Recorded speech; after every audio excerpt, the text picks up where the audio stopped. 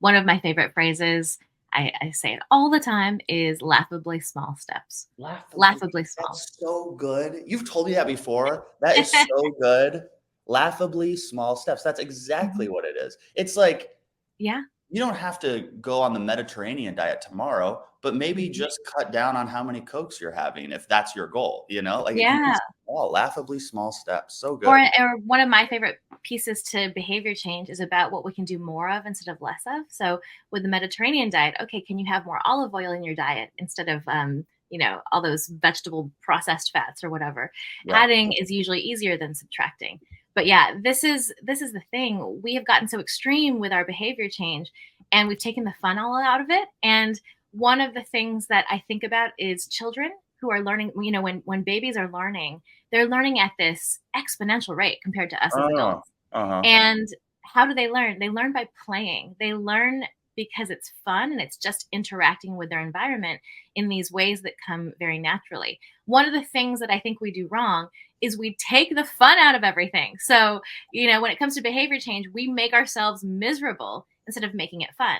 And I loved the example you gave about kind of movement and working out because I completely relate to it. And one of the ways I've kind of been healing my mindset in this space is to lean into the fun of movement instead of to focusing on body modification, changing, getting thinner, any of those things because it makes it not fun. And one thing we know is that when we are stressed and overwhelmed about something, that amygdala, that fear center in our brain is activated, shutting down all of the processes that can help us learn and grow and achieve and do all the good things we need to do. So we want to avoid our amygdala being activated when we're trying to take on new behaviors, when we're trying to practice self care. We want to run away from anything that's too intimidating. And when we do it small, when we do small changes, then it paves the way for doing more. So, yeah, I remember that working out, the idea of it freaked me out.